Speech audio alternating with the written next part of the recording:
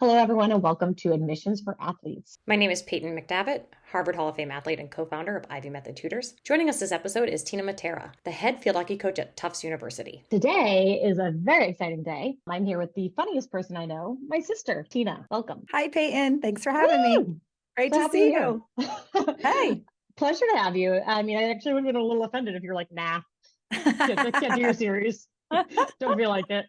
So Tina used to come to my games and she used to write down a list of everything I needed to work on, usually on a Dunkin' Donuts napkin. And annoyingly, she was always right.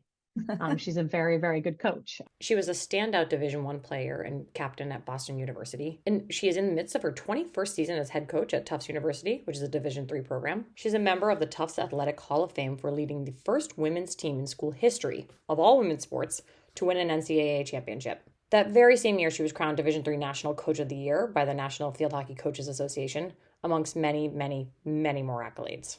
I feel like it needs to be said that like Kate, our middle sister, is also in a Hall of Fame because I feel like she's going to feel left out. She was pretty good too. She was pretty good. Yeah.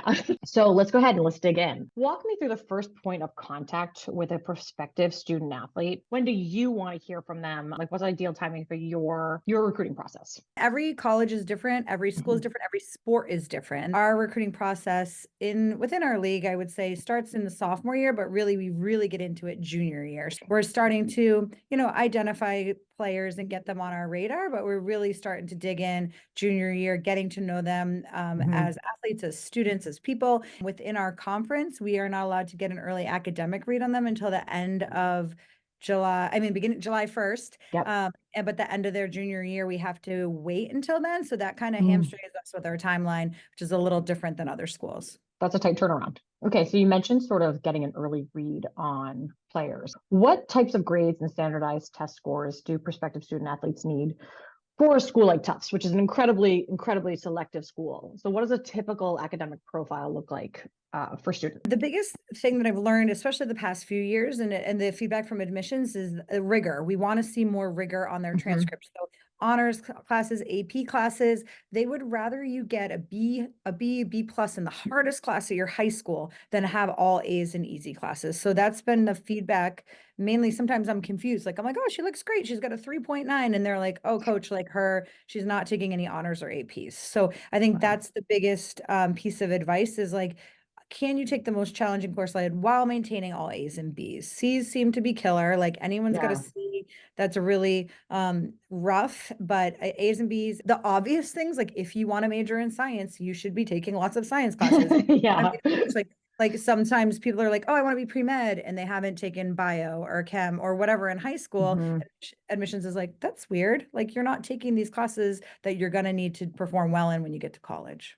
Right. So they don't have a baseline. What is like an average SAT or ACT score? A lot of schools are still testing optional. I think I've heard recently some of the Ivies are going back to testing. Lots of schools are going back to test. Our average SAT here is around a 720 on each section, so 1440. But again, if you're majoring in English and you have an 800 in English and a 680 in math, like that's okay. And the same thing with the ACT, the average ACT is around a 33, 34. The nice thing is we do super score. So I've seen athletes mix and match their scores and go from a 30 to a 32 to a 33. And then I'm giving them the thumbs up like, hey, that looks great. A super score is, like Tina said, the ability to mix and match your scores from multiple different administrations of the test. This allows students to take their highest scores from each section and combine them to create a composite score that is better than what a student might receive on any single administration of the test. If you get a 29 on science one time and then a 32 on it the next time, that you can take 32 and match it with your best scores from another testing date. So class rank, is that important for you? That's where the APs and honors classes will help you with your class rank and that you're moving up in your class rank. They're looking more sort of like at your school group, like how many students from your particular high school are applying to each college, and then like where you compare to with those in your graduating class or students that have come before you too. Right. What does your profile look like compared to other current Tufts students or alum who have come from your high school? And for viewers who are wondering where you can find this information, there's a website called Naviance, which allows you to actually see the academic profile of students from your high school who were admitted to colleges that you're interested in. And therefore, you kind of compare how your academic profile stands up. That's also something that I think that students can go to their guidance counselors and ask for that information. Your guidance counselor may not disclose what a previous student's scores were, but they can tell you if you were sort of in that same range. The test optional piece is really interesting. During the peak of COVID, it was like very test optional. Students couldn't safely take the exam. Like that was the only solution. In the years since, we've been sort of hearing from admissions officers how much they want that data point, but that information is not getting to families. So that's been, sort of this disconnect. And we've been sort of beating this drum of like, prepare for it, take it, do your best. It's optional, but everything's optional. AP classes are optional. Extracurriculars are optional. Selective schools want you to do the optional thing. They want you to go above and beyond. I completely agree with you. I tell everybody to take it. I say, take both, see how you do. And because it's optional, as a college coach, I'm going to tell you, hey, this score doesn't look great. Don't send it in, or this is going to help you. And sometimes if their transcripts on the bubble and their testing is really strong, that's what's bumping them in. As an athlete, you're getting that feedback early before you would ever submit it to admissions. I'd say, in my opinion, I don't think you should send it in. And the kids are really appreciative of that.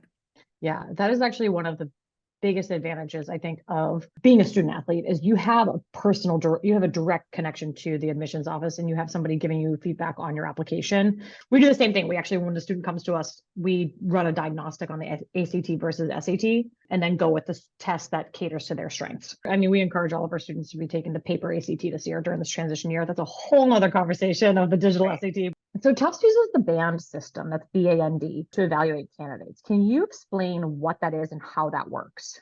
I'm going to throw you for a loop right now. So we had a staff meeting yesterday. Really? And the NESCAC presidents and athletic directors met, and they talked about possibly getting rid of the band system. So I'm really not sure how that's going to shake out, but there definitely is still going to be standards there. Like, it's not going to be a free for all. Whoever you want. I always say to my players, I'm like, I want you to be the smartest person on the team so we can spend more time on field hockey. I said, I don't want you to be stressed out about school. I want you to have a 4.0 so we can go work on your shot, So I think that there's obviously every school has kind of a floor or the bottom, whatever number of kids that they're going to let into their class. So the schools are still going to hold that, but now it's maybe like a little bit more discretion within admissions of who they can let in. I actually personally liked the band. So basically the A band before was above and beyond you're a rock star student, 4.0, all A's, like great scores, top class rank, million extracurriculars, whatever. B was maybe you needed a tiny little push to get in. If the average, is the average is a 3.9 to get in, you have a 3.7 or something. So you're still there, like right below. And then the C band was kind of like 2 deviations below, but it really wasn't that much of a dip. Like, so say they were, the best students have a 3.9 out of 4.0, the lower ones have a 3.5. Say the best SATs a 1550, the lower ones have a 1400. Like, it really wasn't that.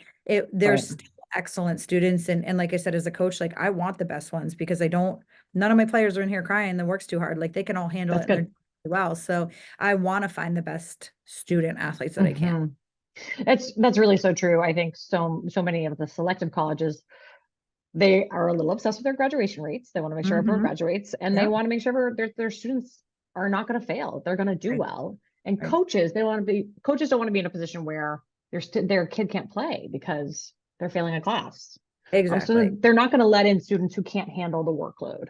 Do you feel like, as a coach with admissions, or can you really champion a student athlete who might be on the bubble? Do you feel like your input can actually push them over that hurdle for admissions? Totally, because I feel like sometimes I know things about them that like admissions doesn't know, either like something that's gone on in their family life that like maybe they had a rough sophomore year because of something with personal with their family, or maybe junior year they had mono and like admissions doesn't know that. Like, so like if I'm sending in something like that, like just like I start to get to know the kids personally over like a good 1.5 to 2 year time period. So I feel like I just can add a little bit more color and some other things that like admissions doesn't know about them, instead of just their transcript and just their essay. Like, I'm kind of able to add a little bit more, and maybe like, oh, this kid's actually involved in these 3 clubs and she's the president of this, and can kind of like maybe help get them over the hump if they're right there.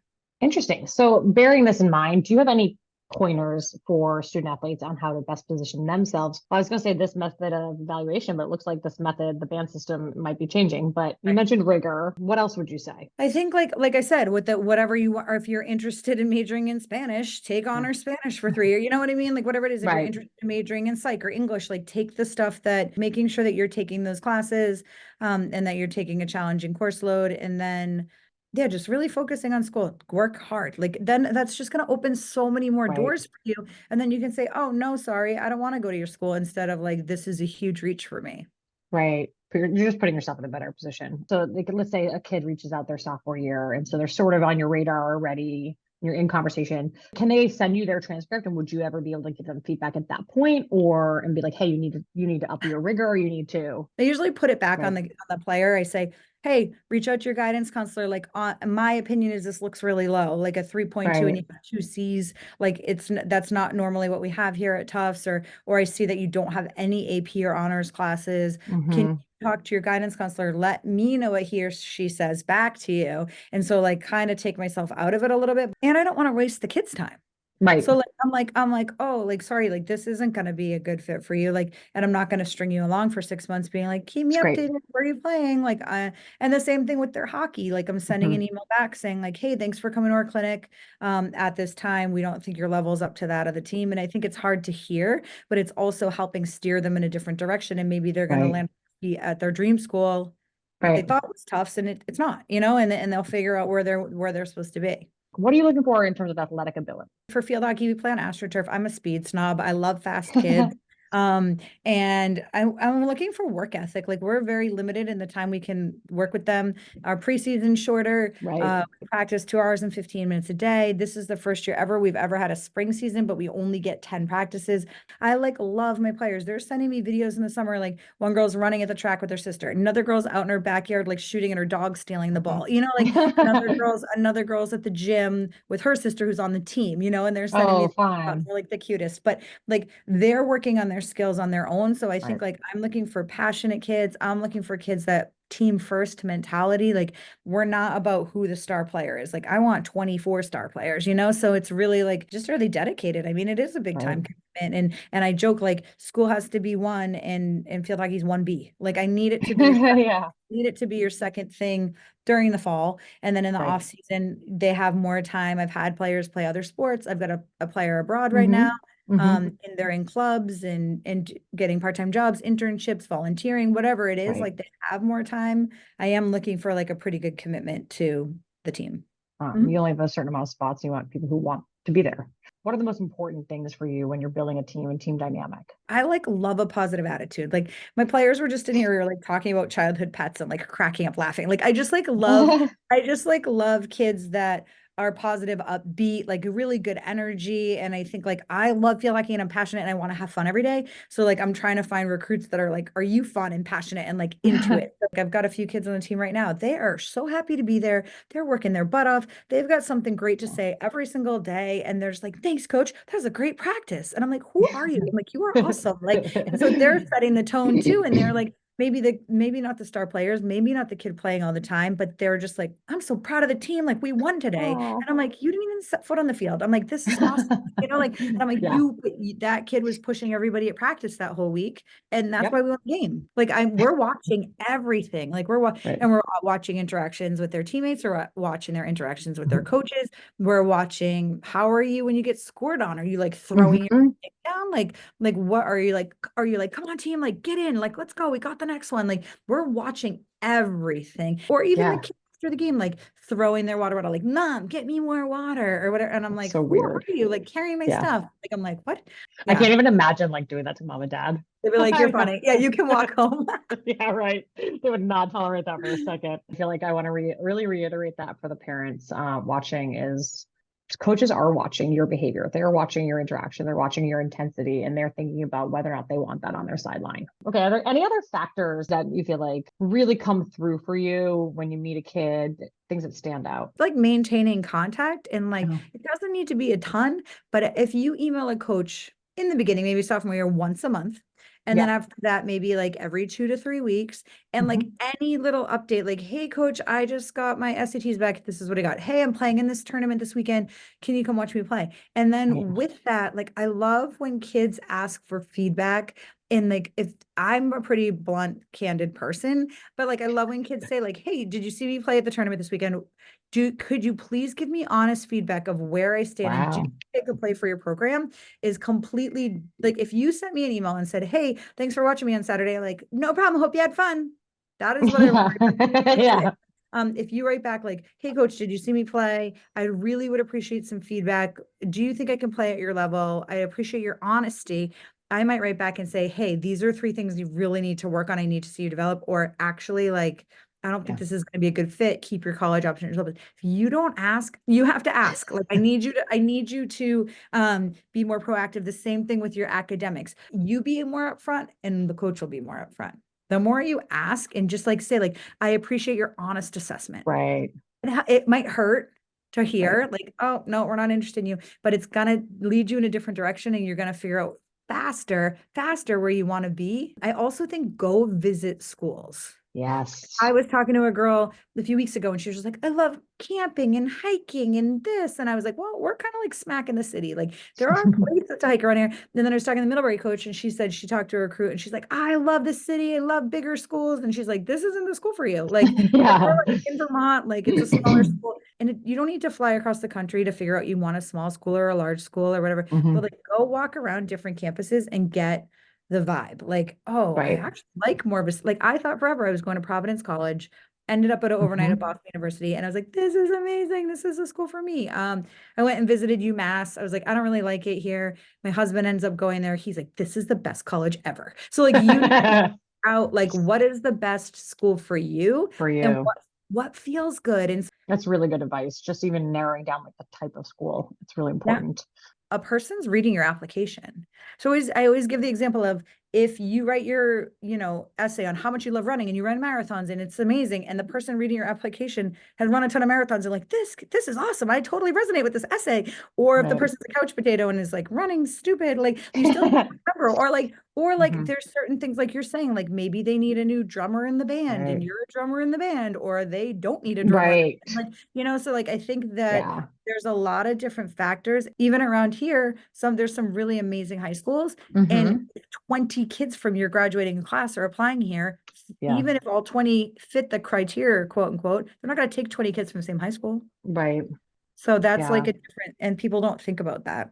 But we always say your list should be balanced. A couple reach schools, a couple really good fits, and a couple safeties because it's really Smart, important. Yeah. smart. Talk to me about video and demo reels. Like, what are you looking for in them when a Again, student sends? Yes. everybody's different. Everybody's Right. different. Like, and it's funny, a few years ago, my friend's nephew wanted to play football in college, and I Mhm. reached out to a friend who coached at Harvard, and he was like, oh, Twitter, everything's on Twitter. And I'm like, what? And he's like, we What? recruit from Yeah. Twitter. He goes, I'm watching to see if they're like congratulating their buddy, like, hey, Johnny, Yeah. like, great job on whatever. He's like, I'm watching like all their activity on The Twitter. comment. Oh, wow. That's Was so like weird. wild, like whatever. So like, and like for me, like now recruits are sending me stuff on Instagram, like videos on Instagram. So for me, for field hockey, I'm looking at like skills at the beginning, 1 or 2 minutes of skills, dribbling through cones, passing with the partner, taking shots on Mhm. net, and then clips from games. But like it has to have like a little more flow to it. You dribbling down the field, you lose the ball, you tackle back, you get it, you dodge someone, you get it back, you score the game winner. Like I need more flow so that I can get. And Mhm. I mean, I'm looking at footwork, I'm looking at hockey IQ, I'm looking at speed, but different coaches are looking at different things. And sometimes like you could email coaches and say like, what would you like to see? I have to be honest, if I get a 5 minute video, I watch maybe a minute. Sometimes I'll Mhm. fast forward it a little bit. Okay. So you want a couple minutes and a good mix of skills, game flow, and something really important that I think I see kids forget to do all the time is like put your name at the beginning of the Who video are and your you? jersey. Yeah, Who are what you? team you're on. There's like my assistant coach will be laughing. Like I'll be watching film and she'll be like, who are you watching? And I'm like, I don't know. Like I'm like, I don't even know Yeah. who I'm watching. Like I'm like, I think it's number 5. Like I'm like cracking up and then sometimes I'm Right. like, she was cracking up one time. She goes, you're supposed to be watching her and you're watching, I go, that kid's really good. She's like, that's not the kid who wrote to us. We're like Right. cracking up laughing. And I'm like, oh my gosh.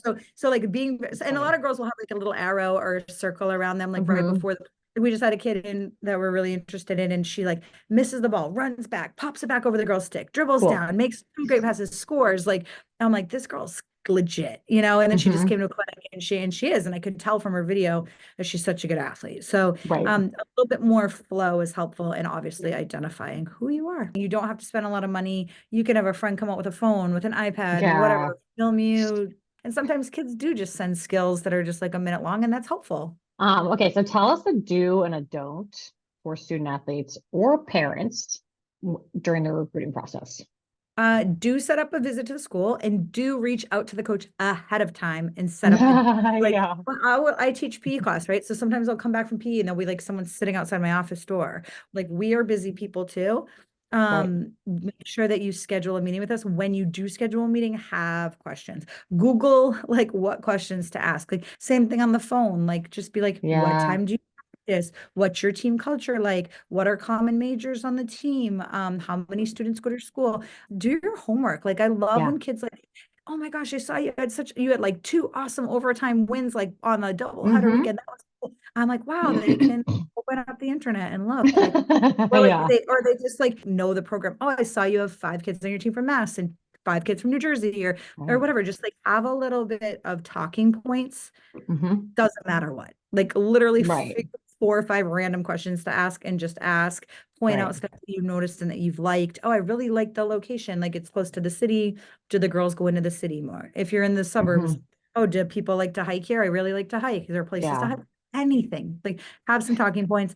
For parents, I'm fine if they ask a question or two, like totally, or say something like, "Oh, my daughter, she's too modest, but she was an All-American in high school. Like Hmm. she's had a game winner this year. It was so much fun." Like it's Yeah. fine, but don't be over the top, like Right. don't too much, don't be and realize like as a parent, like we have a huge group of kids. So your kid might be the best kid at her high school or on her club team, but like we're dealing with the entire country.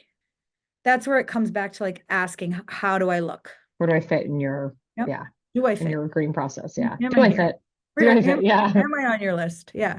Is there any other helpful tip or things that you would like prospective student athletes to know?